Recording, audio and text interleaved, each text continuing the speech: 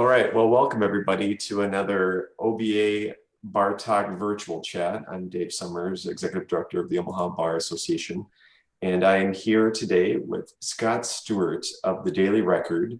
You may recognize the name. You may have seen it many, many times when you open up the Daily Record, and you may have actually seen Scott at OBA events and other legal events around the community, taking pictures and taking notes. But we're kind of putting the man in front of the camera today instead of just on the byline. So thanks so much for joining us, Scott. Appreciate it. Absolutely, I'm glad to be here. Now, for those who don't know the history of your movement into the legal world here in town, can you give them just a bit of an overview of how long you've been at the Daily Record, your position and positions there? Yeah, just a little bit of that background that you have. Definitely. Well, I've been at the Daily Record for about 14 months or so right now on a staff capacity. I joined about the same time that Jason Huff took over as the publisher of the paper. And then I recently, back in the beginning of April, took over as the managing editor of the paper.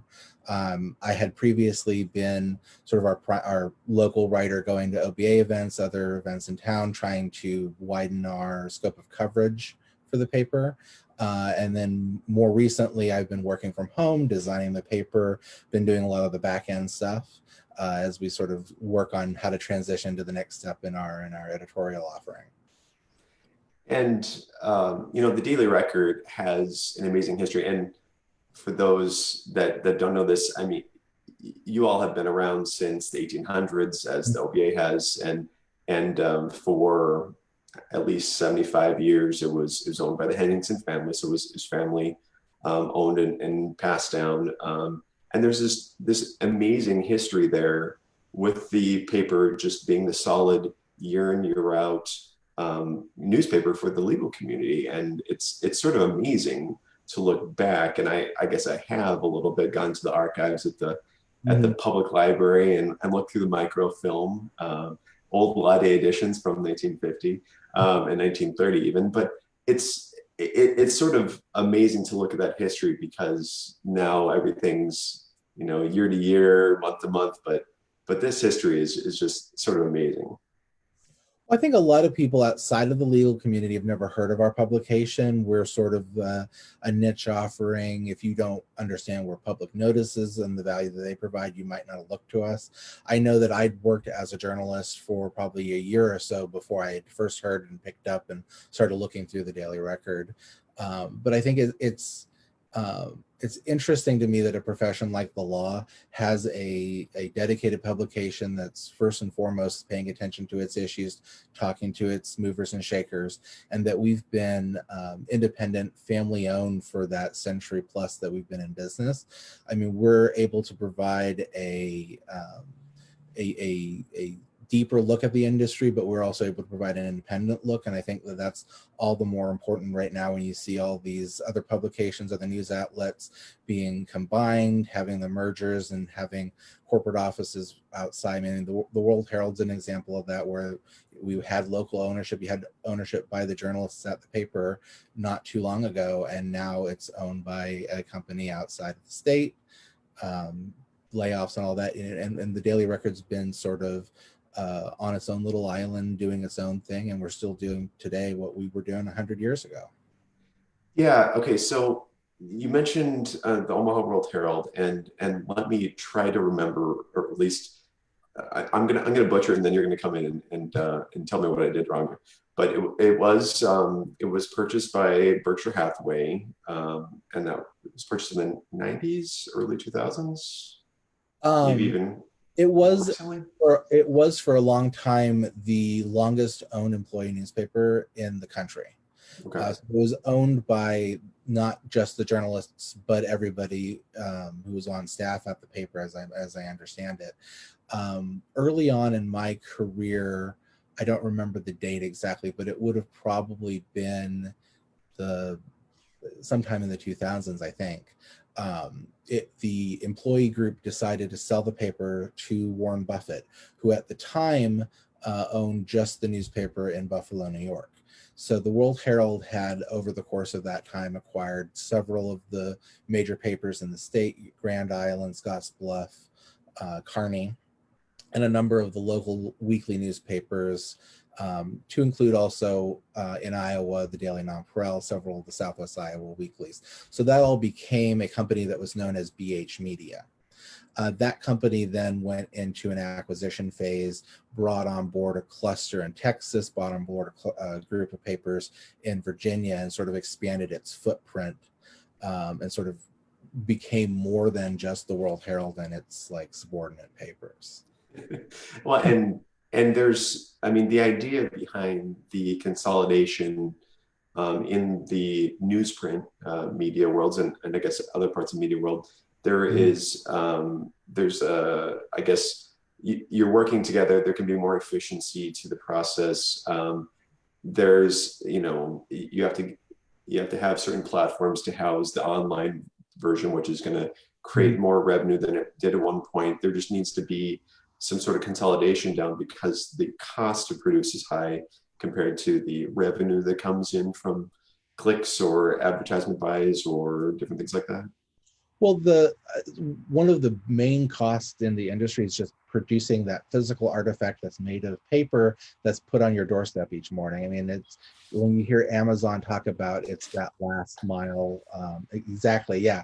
Getting it to your house is difficult and expensive, and so one of the trends in consolidations is when you would see towns that had several newspapers in town, the first thing they did is they combined into one print shop. One of the first things that happened when BH Media got ready and eventually sold itself to Lee Enterprises, the Davenport, Iowa business that now owns it, is that they consolidated their print operations of the Journal Star, which was a Lee paper, with the World Herald, which at the time was still a BH Media paper, because putting the printing presses together is one of the easiest ways to save money. The circulation teams, the folks that are bringing it from the distribution hub to your house, that's a cost that you can put together. And then some of those back end expenses, your customer service reps, your advertising representatives, and then eventually your journalists can kind of get put together. It doesn't make a lot of sense for two newspapers or three newspapers that are owned by the same family to send different reporters to cover the same event. So you start to see some of those decisions get made. And now you're seeing a lot of papers go further than that and just pull back on what they were doing in the first place. I mean, it's that death of a thousand cuts. To make those profit measures that the companies expect requires you either bring in more money or you spend less money. And lately, it seems like it's been spending less money. Yeah, and you know, this is out of turn here in some respects, but well, we need to understand your background here because you obviously have a deep passion for news reporting and you know the profession. Where does that come from? When did you become so interested in it? And you've probably had a few different jobs over the years too with these different media outlets. And can you just give us the background on that so the industry or so that the OBA understands that? Yeah, my background is I a military kid, went to Bellevue East High School. When I was graduating high school, I was gung-ho that I was going to study physics and computers and go into the hard sciences. Some of the books behind me are some of my old science textbooks back there. And so I went to UNO, took that advice that you should get involved on campus seriously, showed up to the student organization fair, and initially went down the roads of, well, I'll go to the college Democrats meeting. This is the Bush administration. Showed up there, and within a couple of meetings, the word propaganda started getting thrown around. I mean, that literally. And some of the tactics that were discussed as sort of the how does the sausage get made in politics just turned me on being involved in that organization. And so I started looking around for a new home to sort of do that extracurricular piece. And the Gateway Student newspaper was publishing book reviews and sort of other submitted content. So that sort of brought me there in the first. I had never really thought about journalism before that. I read the World Herald, but that was just sort of to keep abreast of what was going on. I started out actually doing the like IT stuff for the Gateway Student paper and writing occasionally. And that kind of just snowballed from there. They needed somebody to go cover an event. I went and covered it. It's like, this is kind of fun. I can see doing this. And wasn't too long before I was spending my evenings there helping to put the paper together, becoming an editor, becoming the editor in chief of that publication. And that's sort of where my interest and passion came, was coming at it from a bit of an outsider. I wasn't a journalism major, and I thought that this is something that I can bring some unique perspective to. And then that's sort of been what has kept me going in the field, is that I've had a few times where I've thought about exiting. It's pretty typical for people after a couple of years out of college to leave, or after they get laid off for the first time to leave. And I've kind of just stuck with it because I feel like that's something where I can bring some insight, bring some inquisitiveness, and I feel like I'm making a difference. Even if that's just telling one person's story to 10 other people, that's a story you might not have heard, or it's a story that you might get some value from hearing that might change your life. There's something about seeing your byline in a publication that somebody's sitting there reading, seeing our Law Day edition at the Law Day luncheon, for example, and seeing folks read through it, and knowing that we get feedback from federal judges, from prominent attorneys in town that appreciate the work we're doing. That's what sort of made me passionate and made me stay in the field. So after I graduated UNO, I worked briefly at the World Herald as what was the time called a copy messenger, and it was essentially a glorified gopher for the news department. I did the mail. I would go over to the printing press on Saturday nights and grab the first edition, the Bulldog edition of the Sunday paper, and bring it up to the copy editors to mark up with their pens. I would sit there listening to the police scanner, and then they'd occasionally throw me an obituary to write or some calendar listings. After the summer after graduating, I got on with the Bellevue Leader, covering schools. Covered schools in Papillion and Bellevue primarily. Eventually, there was an opening to become the editor of the Papillion Times, and I did that for a while. And I stepped in to become the managing editor of the 4 newspapers that chain puts out. So it's the Bellevue, Gretna, Papillion, and Ralston papers.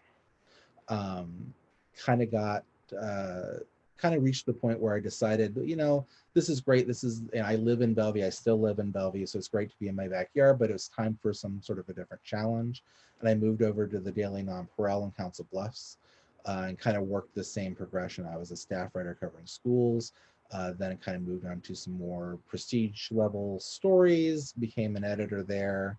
The Council Bluffs and at the time, the Bellevue papers were all owned by the Omaha World Herald Company. So I sort of was part of that for a long time.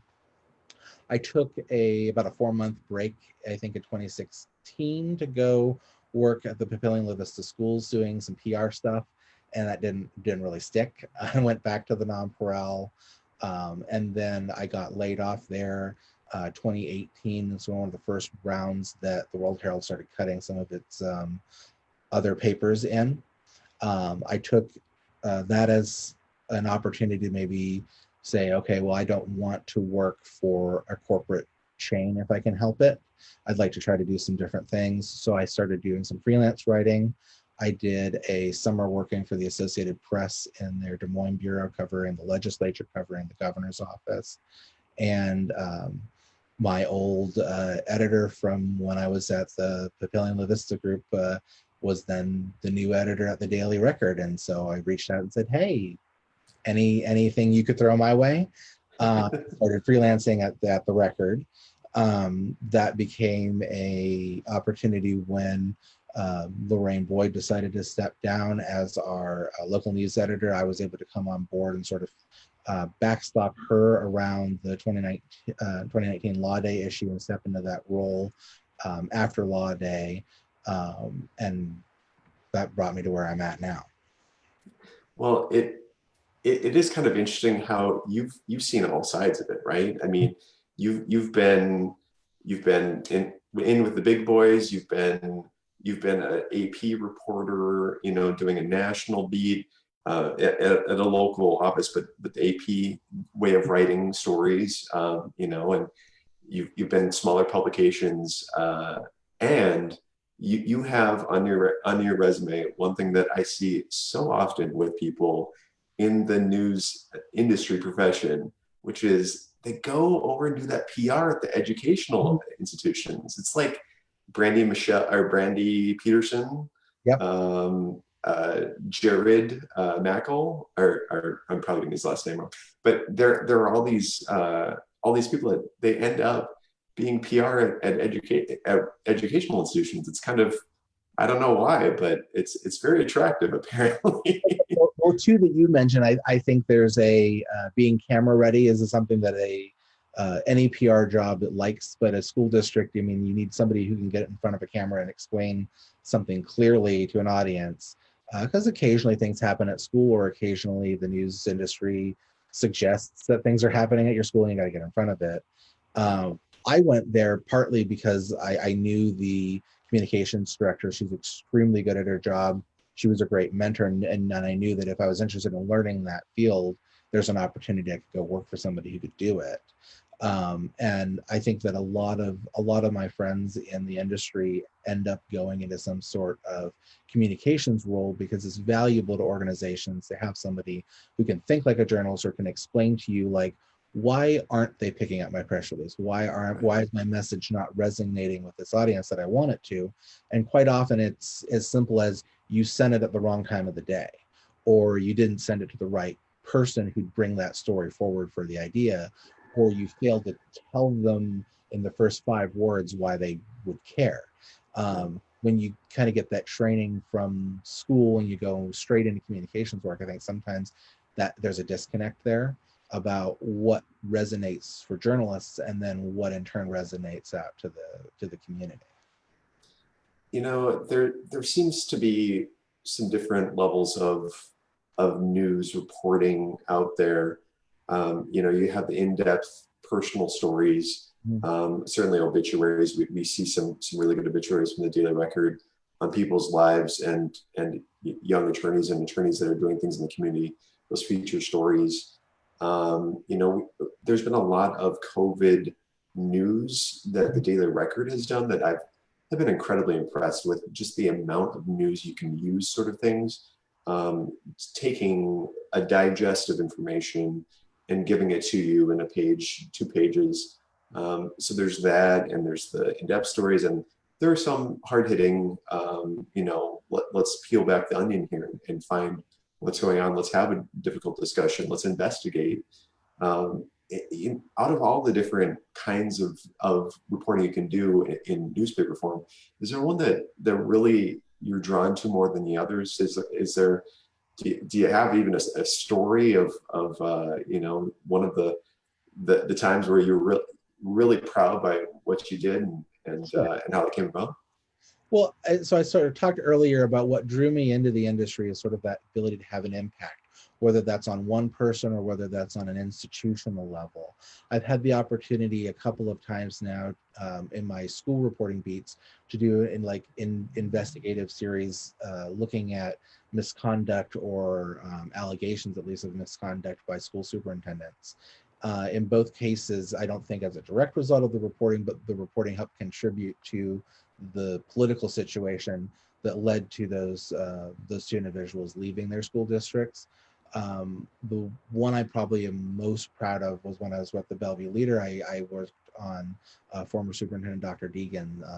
The World Herald and I sort of traded blows on who could advance the story, which lasted over months of him being accused of bringing teachers in, telling them they need to buy a house from such and such a real estate agent, move to town, allegations of contractors getting school contracts because they did work at residences of private individuals, and just a host of questions and rumors and worry about how Dr. Deacon ran the school district.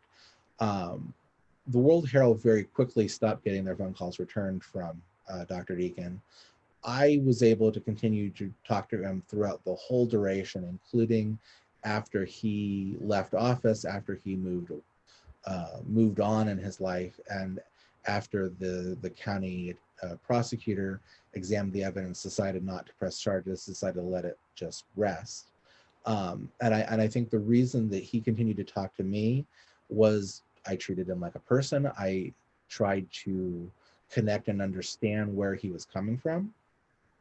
And I think that that is a thread that I try to do in my journalism is I try to be fair to a person, even if I disagree with them, even if I think that they did something that could be criminal or is construed in society as wrong. You make that connection with that person, you bring that forward, and I think that just makes everything else make more sense to people. There was a couple of times I've had, folks that just refuse to talk, and that's usually where you get them to come back into the fold and engage with the public. Is you try to say, like, look, like, if you did something wrong, tell me why you did it wrong. So that's what I've personally experienced as, what I'm proud of in working in the field. Um, I think I'm drawn more generally to what we would call in the industry, it's hard news, fact-based news of the day, government policy, those sorts of things. I'm less drawn to writing the personality features, the in-depth talks with folks, not because I don't think there's a value and a place to that, but because it's just frankly kind of difficult to do. You have to spend a lot more time to sort of get invested in the person's motivations and explain those. And I think it's very easy to do those stories poorly. Whereas I think just the facts stuff is sometimes a little bit more accessible, a little bit quicker to turn around, and a little bit more impactful because of that. Yeah. You've spent a good amount of time covering the courts and covering things going on in the courts. I don't know how I got roped into it. I'm ex officio on this bench media committee at the state bar level, where they have judges and reporters, news media people figuring out the new standards and trying to be as open as possible when the news media is reporting what's going on in the courthouse, courtroom. What's your take on how that looks here in Nebraska, maybe compared to other jurisdictions that you've seen? How do you think that the openness of the courts is compared to what the news media wants, so that they can cover it? I think there's a balance of interest, and I think that the way the Nebraska Bench Bar Committee advances that is taking the right attitude. As a member of the media, I sometimes wish they'd go a little bit further. I wish that it wasn't such a rigmarole to do the enhanced coverage for trials in particular, that some of the court's documents were more readily accessible. But I think that the bar and the bench rightly understand that they need to push back, to discuss defendants' rights, to make sure that there's consideration going into decisions, and that there aren't just accidents because nobody thought about the ramifications of putting that out in the public sphere, where that could do reputational harm or where it could do some real harm to folks. So I think that Nebraska's got the right mindset and the right process in place from that. There are some specific things that I do wish were a little bit different here in Nebraska as opposed to over in Iowa. And that's chief of which that in Iowa, you can search court filings online for free. You don't need a nebraska.gov account. You don't need necessarily to have like the case number and to call up the clerk.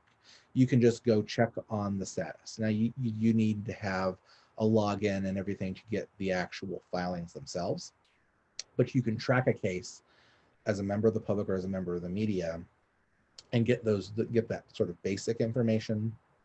No barrier. And I found it hard a few times in Nebraska to sort of follow civil litigation because there's just so much. And if you can't click on it and say, okay, the judge has set a conference in 3 months, I'll come back to this in 2 months, then you have to schlep yourself down to the courthouse and look it up on the computer. You have to pay money, and I think that's a barrier that is something the state could take a look at and would be fruitful to.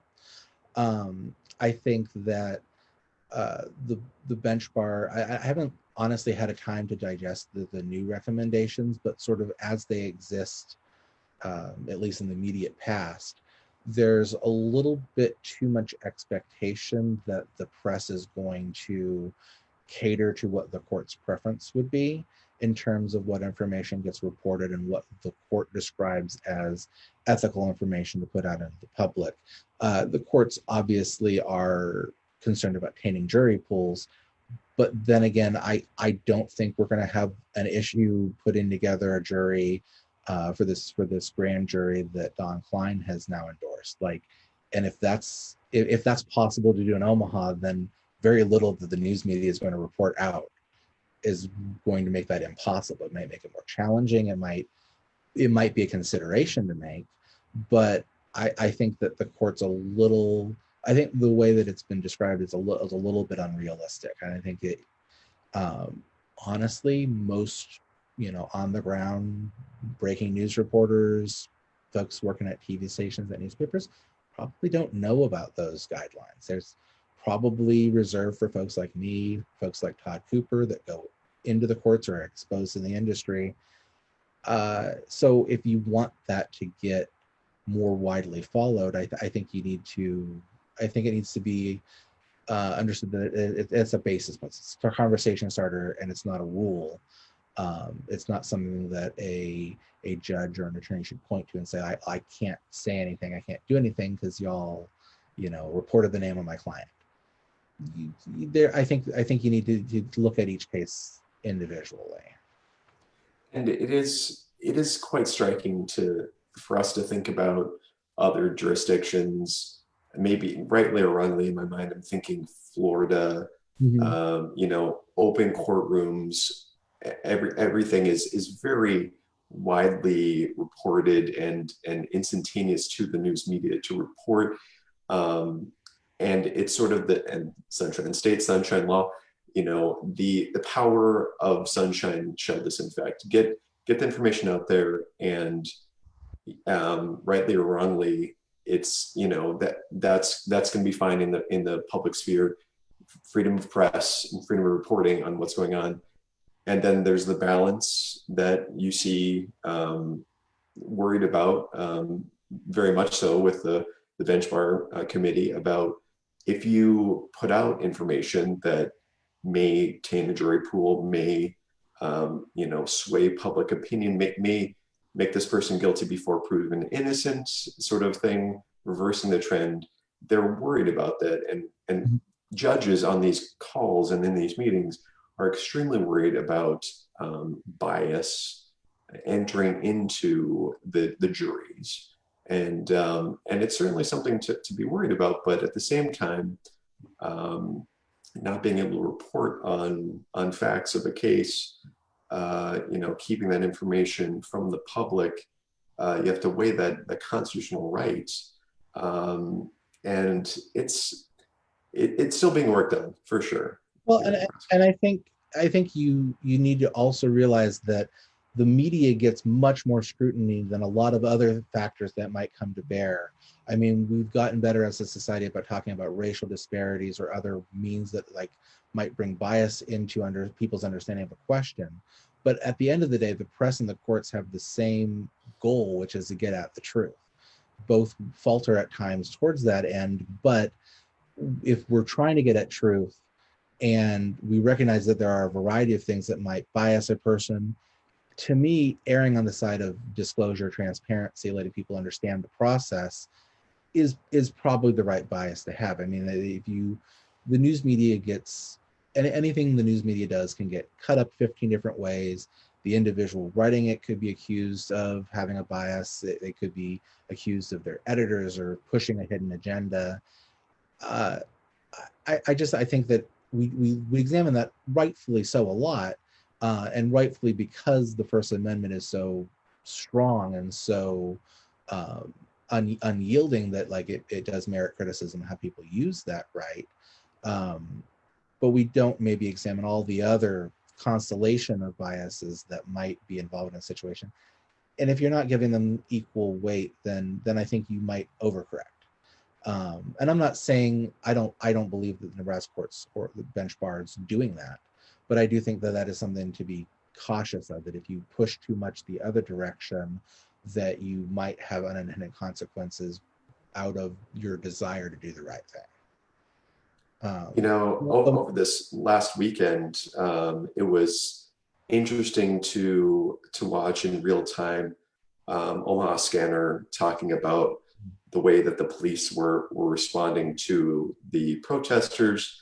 You know, live video of that as well, so you could see and you could hear what the police were saying, and then you had people saying, you are telling the protesters how the cops are responding, and this is allowing the protesters and potential property damage because you're saying in real time what's going on. And Omaha Scanner, which that's a different media than what we talked about, but they said, listen, this is on a public band, like anybody can be listening to this right now, we're reporting it, but how people are using that information, that's not necessarily on us. We're trying to inform the public.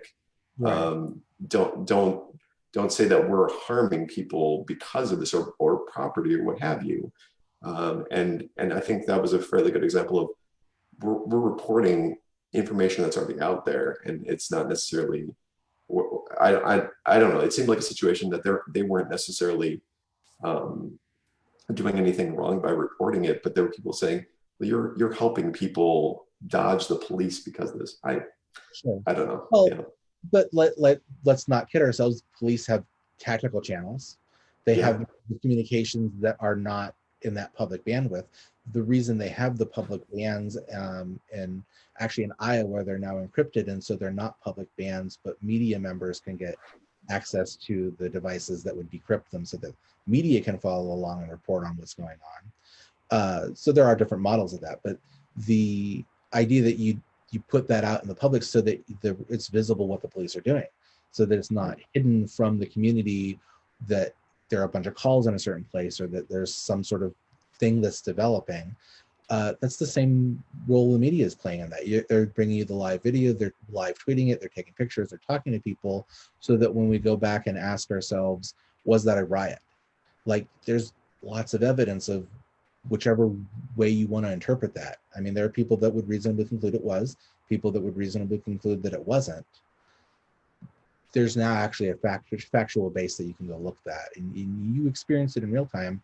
You get those impressions. So I mean, I think you're absolutely right that that's an example of how that information sort of agnostic and can be used in different ways, but there are often also solutions. In that case, the police have the TAC channels.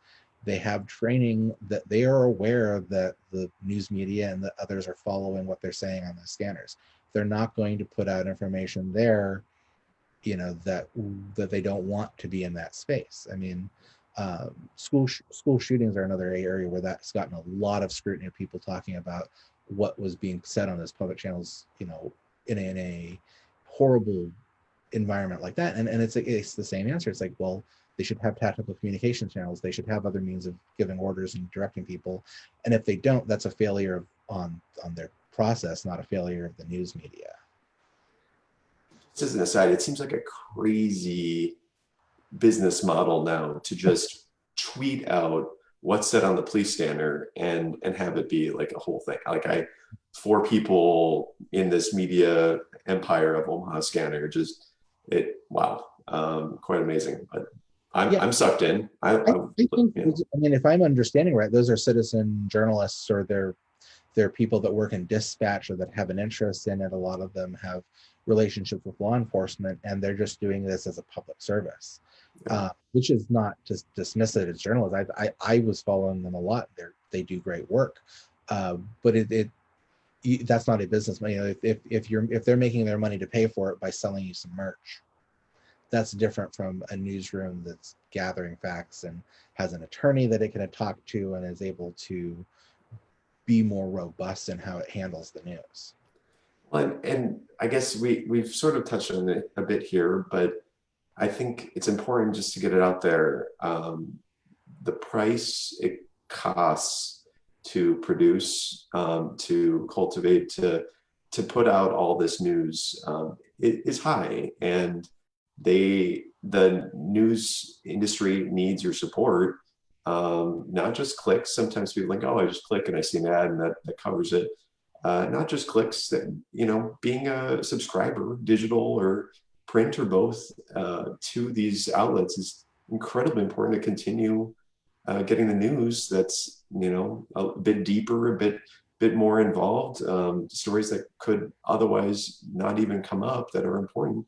We gotta subscribe and support them. And the Daily Record, I think it's under $100 a year to be a subscriber, right? Well, yeah, I think we're just a little over $100 now. Okay. I think 220. But I mean, for what you're getting for that, you're not just getting our news product. You're getting access to public records that we subscribe through for the city and that we redistribute them from, and also from the state. You're getting access to our court compilations and so there's more than just the news that you're getting with that product. The Daily Record's an interesting member of the media ecosystem because we are less reliant on the subscriptions and advertising as most papers. I mean, most papers live or die off of that. We live or die off of our public notices, and so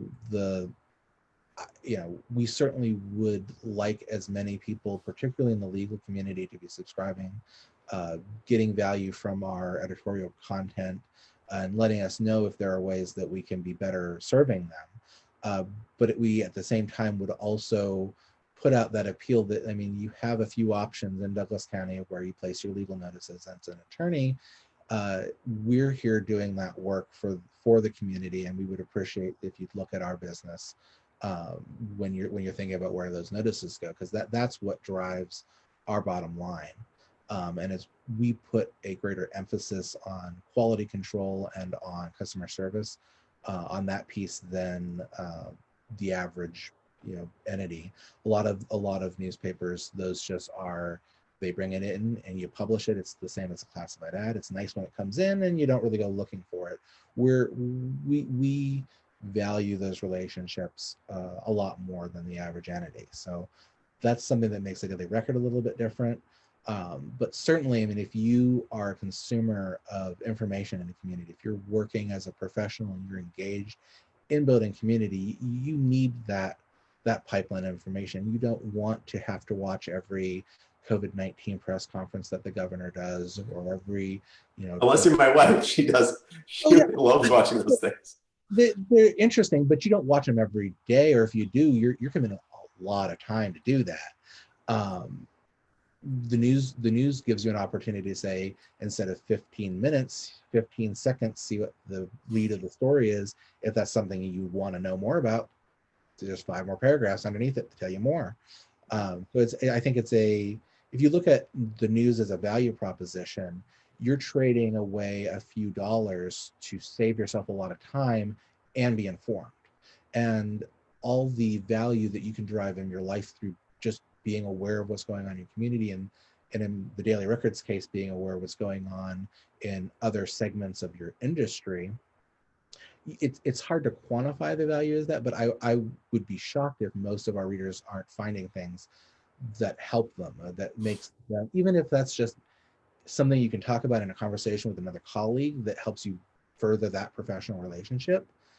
Is that worth $1? I think it probably is. Those all add up, I think, in the value that a reader is deriving from a news product, whether that's us, the World Herald, TV, anywhere else that the news is coming from. If you are getting something from it and you want it to continue to be there, if you're not supporting it, then you're rolling the dice on that future. Absolutely. And something for the younger generation, like myself, you can, with the Daily Record, you can log in and just get the EEdition. Yep. And so, if you don't want to worry about, certainly right now, you're not in the office, you can subscribe and just get that EEdition, on full screen on your large desktop monitor, and you can read that in, a few minutes, and you can get that information that you need, that you're going to use to counsel your clients and to do better in your day. So I appreciate that feature. I know it's been years in the making to get to that platform, but it's a great, easy way to just get your daily dose. So for people that are like, oh, I hate hate the ink on my fingers and the smell is a little bit weird. No, it's you can be a millennial digital all access member. So Definitely. yeah. And we're working on ways to better deliver that content kind of going forward. But if somebody out there is not familiar with our publication and just wants to get a sense for it, our news stories are there and you can go look at them. You're not going to be asked to log in to read the news. You can see all the different notices that we're running. You can see all the different public records that we have available. And if you're interested in trying us out, I don't know if we have an option up today, but we can definitely just give us a call and then we can work with you on a trial out basis. We'd be happy to do that for folks. So I've read the Daily Record for years since coming to the OBA, and it yeah, what I enjoy, you have commentary from former Creighton law professor Doug Shagru, a Mhm. legend to many in the community who I think it maybe once a week is producing something for you, or at least it looks like about once a week. And you have some elected officials that do their commentary in there as well. If there are some attorneys in the community that want to submit something, is that something that they can do? Yeah, we would definitely welcome both on that like opinion piece kind of a basis, or if there's just something that you wish that there was more out there about, please do reach out to myself or to anybody at the paper. We'd be happy to get that kind of feedback. Specifically, we are looking for more voices to bring into that daily commentary space. We have, I think, a few that have gotten a little bit staler over the years, and frankly, like I think it's good to be able to have the governor's column there for one example, but often he's regurgitating information that's also in the news, and I Yeah. would love us to be able to bring in some more perspectives, folks talking about legal issues or even just commenting on some of the issues of the day that in a way that connects to the industry would be something that we would be happy to have and would encourage OBA members in particular to maybe think about if there's something that they would like to contribute. Please do reach out. Well, and I have to say, sometimes reading the public pulse in the World Herald, I have to hold my nose as I read the talking points from the left and the right and just swirling back on each other over and over again. And that's not what we're all about with the Daily Record level here. This isn't just political hacks necessarily scoring points, but maybe something a little bit higher, a little bit you know um, more wide ranging than just the politics of the moment. That's what I appreciate, and I've learned how to counsel better with my business law clients and students at Metro through some of the front page, bottom of the page sort of question answer sections. It's great content. I have to say, I've really been impressed with what you've done, both in your reporting and your editing of the paper. So I think it's a first class publication that I think all OBA members need to be looking at on a weekly basis, if not a daily basis. So thanks for all that you're doing with that, Scott. Really do appreciate it. Yeah, great, really appreciate that.